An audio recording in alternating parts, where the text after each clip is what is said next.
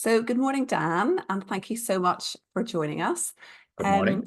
Morning. Or is it evening? It will be You might evening. be in the yeah. Good It will evening. be evening.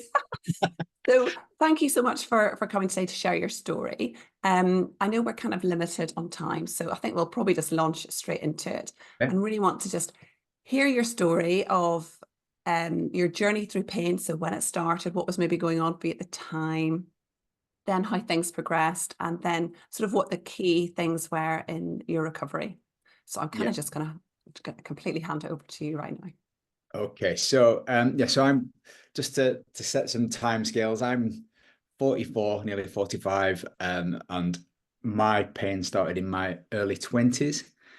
So I initially had some pain playing football in my glute, and then over a period of couple of years, that sort of spread into my back and into sciatica. And at its worst point, probably had 3 months within a year, or maybe even less, a couple of months within a year where I wasn't in quite a lot of pain. At its worst, struggling to walk, struggling to get out of bed.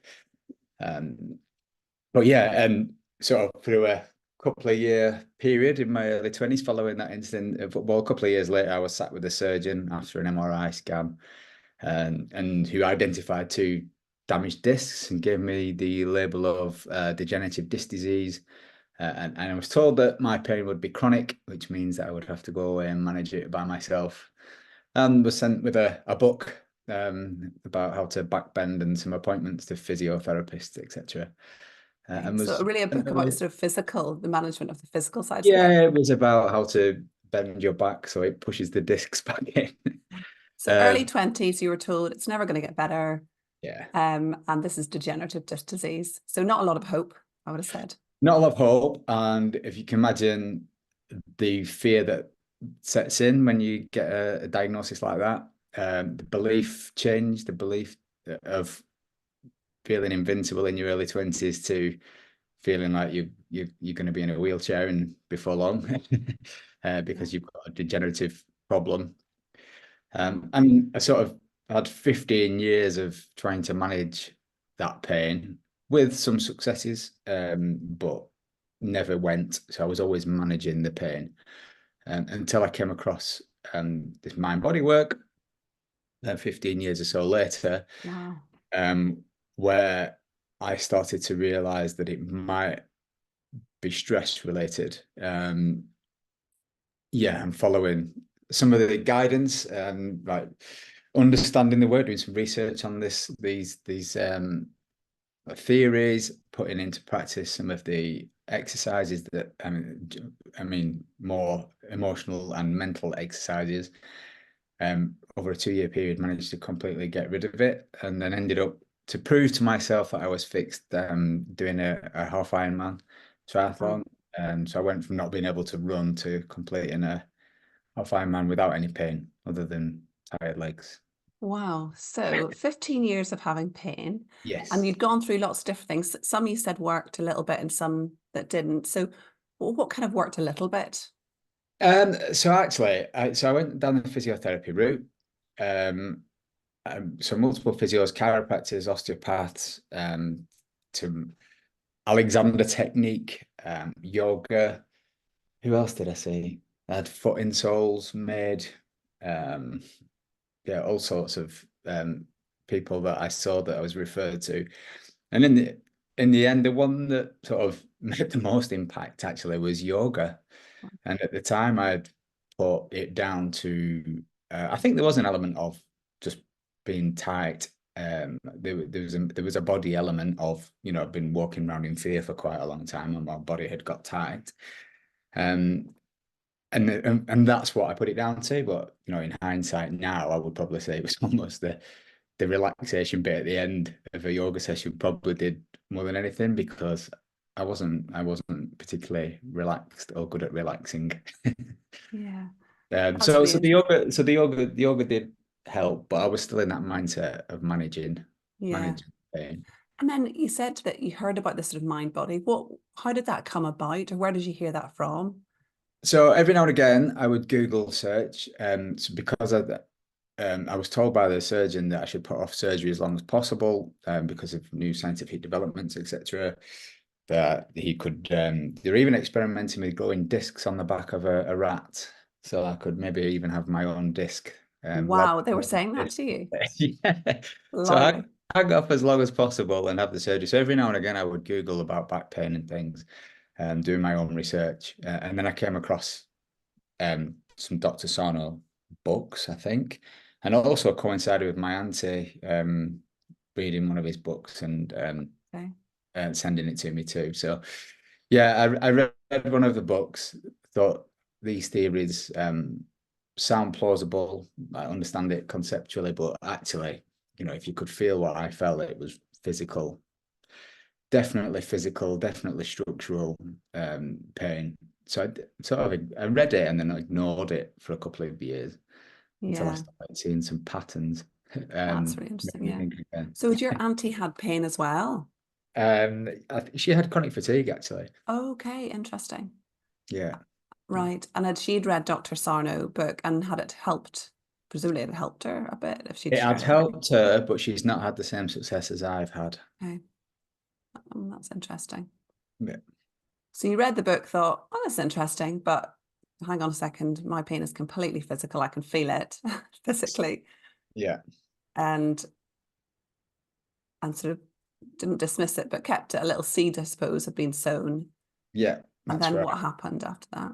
So I just started, so obviously the theory being that it's pain is physical, but not caused by anything structural. It's what the theory was that it's a normal abnormality what was showing up on my MRI scan, and I think there are studies where you take 100 people and a large proportion in the 90% will have some sort of disc degeneration, and that's normal. So that so the theory being that it's not that structural issue that's causing the problem, it's the emotional repressed emotions, and it is stresses that are causing the tension in the body and causing the pain. So I just started noticing some patterns. I'm in the tech industry and everything. It changes a lot. You know, within a year you can have regular shifts in the strategy, etc., because it's just an industry that moves quickly. And I just noticed that every time my role was shifting or I had new people to report to, I was getting flare-ups. So we sort of slowly started noticing this correlation between stress when I started to look for it and the flare-ups in pain. So then I went back to the exercises and did them properly. Okay. And what exercises in particular are you sort of referring to? So the biggest thing helped me was journaling, and it's not for everybody, but it really helped me because it's like in my mind it's like a self-directed therapy you can do in your own time, and that just the timeline there's one exercise called the timeline where you look at when you're pain, your life from birth to now, what were stressful situations along the top and any symptoms that came along the bottom, and then you would pick things on that timeline and journal about them. So that's free writing, quick and fast about anything that comes up. The idea that repressed emotions then find their way onto paper and you can see them. And I didn't have to look very far. When I was 16, my friend was murdered, and I was 16, he was 18. My friend was murdered. There was some religious stuff in there as well from like quite religious parents, and being one of a long line of Methodist ministers, being the son of. So there were just some religious things in there as well, and then you've got all your other life events like changes of school and university and etc. And it happens that when I was when my pain was starting, I was in my early 20s, just took on a big mortgage, had a pregnant wife, starting in a career that I was finding quite stressful. Um, so all those things had accumulated. Yeah. So it wasn't when I did the timeline exercise, it wasn't hard to find where I'm Yeah. the And quite life interesting. situations that cause the problems. Yeah. And quite interesting because it's not just one thing. Well, I mean, I suppose sometimes it can be one thing, but it's all like you're describing, it's just layers and layers of Yeah, accumulated stuff going on for years, and something just finally tips yeah, balance, exactly. I guess. That's how I see it. So you can see how it would be structural as well. So So if you're walking around with tension in the body from all those like things that have repressed and you've not really dealt with, and then life stuff that's coming in, and then it's the bending over for the pair of socks that causes the muscle spasm. But because of we're wired to think structurally, it's like, it's the bending over that's the problem. Yeah. It's a problem with my back because we're not educated to look for that, what is causing the tension and the fact that that can have an impact on the physical state. Yeah.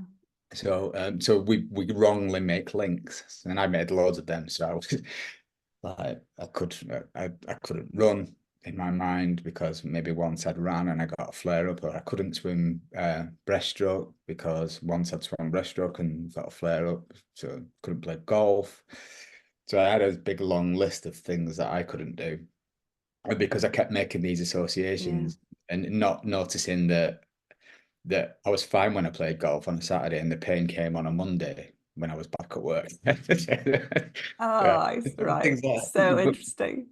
But when you look back, it's obvious. But at the time, you just think, "Oh, what's happened?" That it's like 2 days later, and I'm in agony Yeah. because you're just not looking for that link, that emotional Yeah. stress-related link, so it doesn't register. Yeah, and that's the life, we're all in this medical model, aren't we? That's what we're brought up with. That's the way medicine kind of operates, and still largely to that extent that we focus on the physical. Yeah, exactly. So you Exactly. started to journal, and what sort of happened? What was the pattern? So I'd started seeing loads of things that I'd not dealt with. So I realized that through the free writing, all sorts of comes up onto the page. It's quite funny actually. What is in there? It sounds like nonsense, but when you actually start writing it just keep going and writing whatever comes out about a specific topic, things surprise me.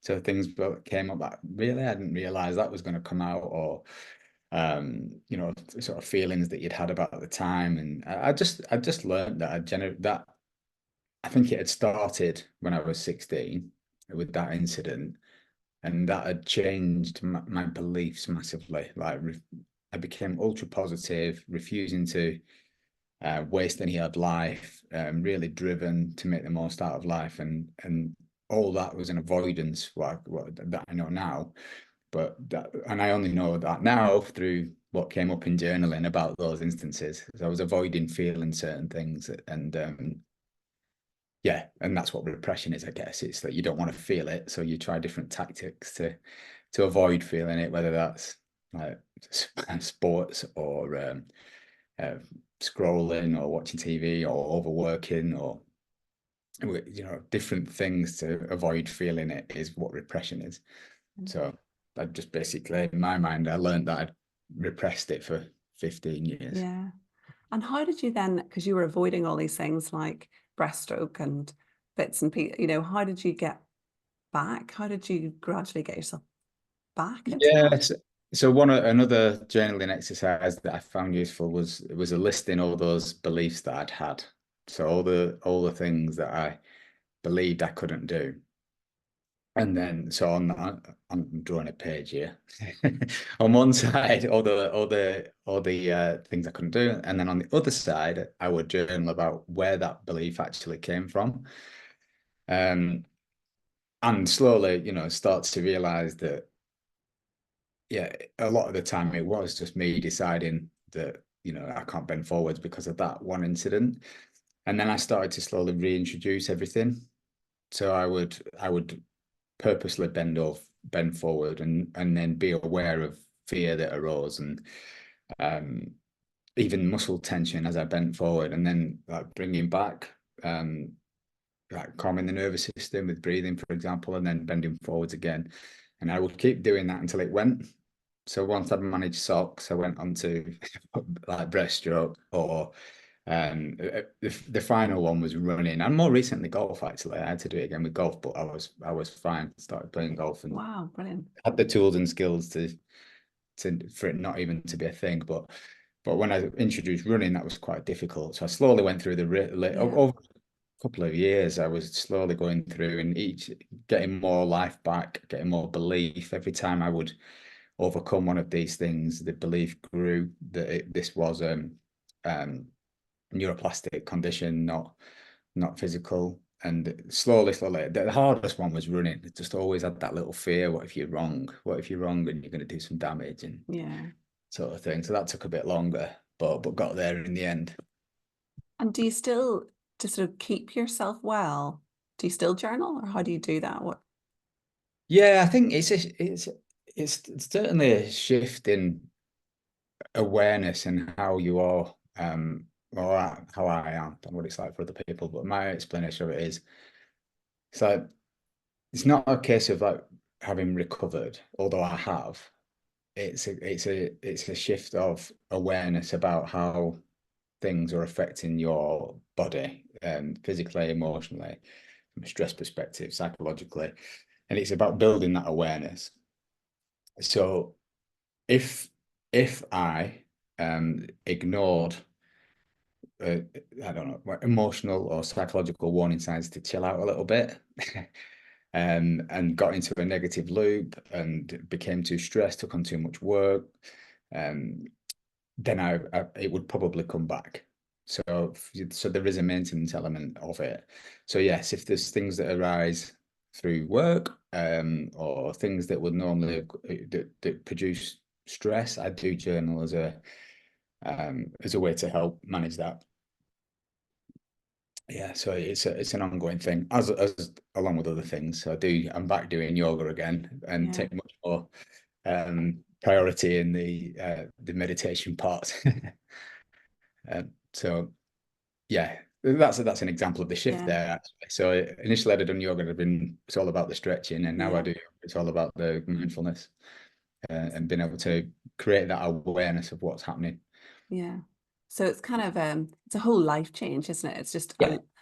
it's not like that this is you done, you're fixed. It's just a continual process of self-care, I guess. Yeah, I guess. So yeah, it's like so I've read some definitions of recovery where it says that you can do everything that you did before. I think that would do it an injustice. So I can do everything I did before, but I'm also operating on a completely different Yeah. level from Yeah. a from an awareness perspective. Yeah.